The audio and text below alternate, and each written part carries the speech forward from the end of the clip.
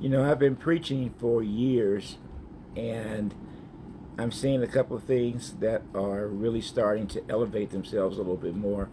But I really want to stress to homeowners that you may not be behind in your mortgage payment, but I understand that that doesn't mean you're not in distress. See, distress is so different for everyone. I mean, if your bills are 10,000 a month and you make nine, or your bills are 3,000 a month and you make two, either way, you're short a grand at the end of the month, right? And that's stressful. There are lots of things going on with home ownership, lots of things going on in the macro economy.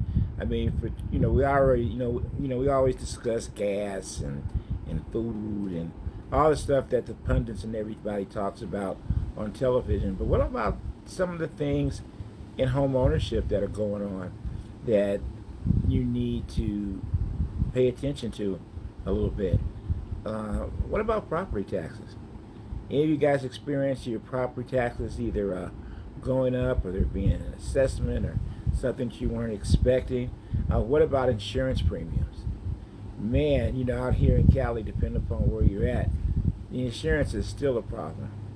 Still a problem.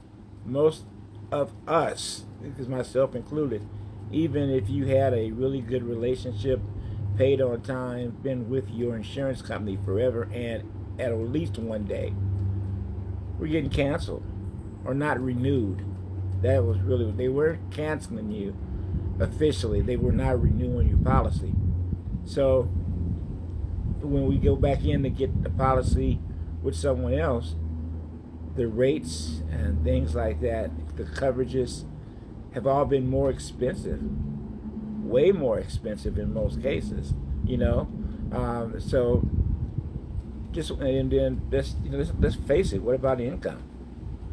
And I'm not just talking about your income like you got fired, but if say you were working 40, which by the way, let me not gloss over that, because you are hearing of so many people losing their jobs or thinking they're losing their jobs, and a lot of it gets blamed on AI. Is it really AI?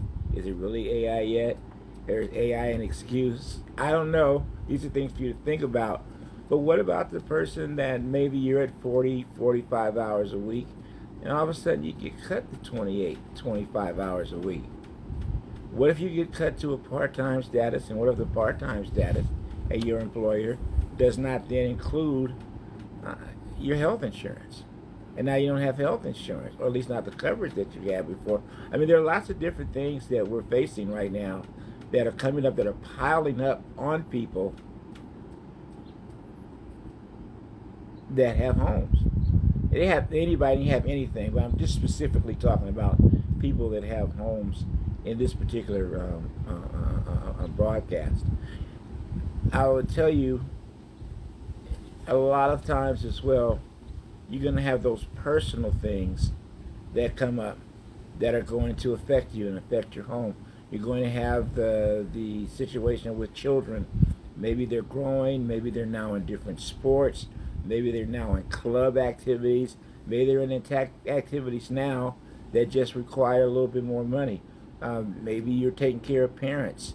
Maybe you have situations like that now that you did not have previously. These are things that are coming up that put the squeeze. They put the squeeze on us, right?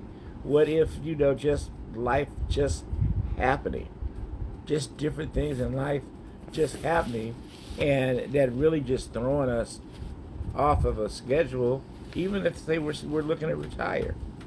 And what if you've already retired and then you experience any of these things that happen and you're already on a fixed income, you're on a budget?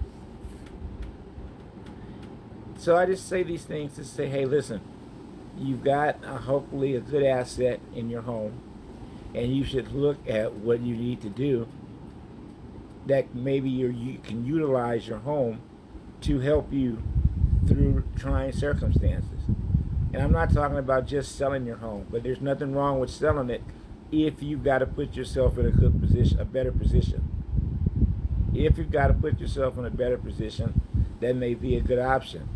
One thing you want to do though is you want to address these issues or any issues as early as you can, because you're going to have more options while your credit is intact, while you're able to make the payment monthly.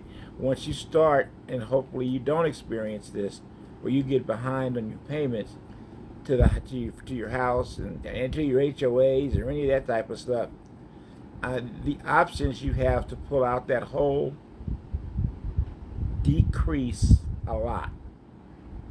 So, hey, listen, if you've got any questions or you'd like to discuss your personal situation with us, feel free to reach out to Elgin or Pilar at the Elgin and Pilar Walker team. We're here to help. We're looking to help as many families as we can. Take care and God bless.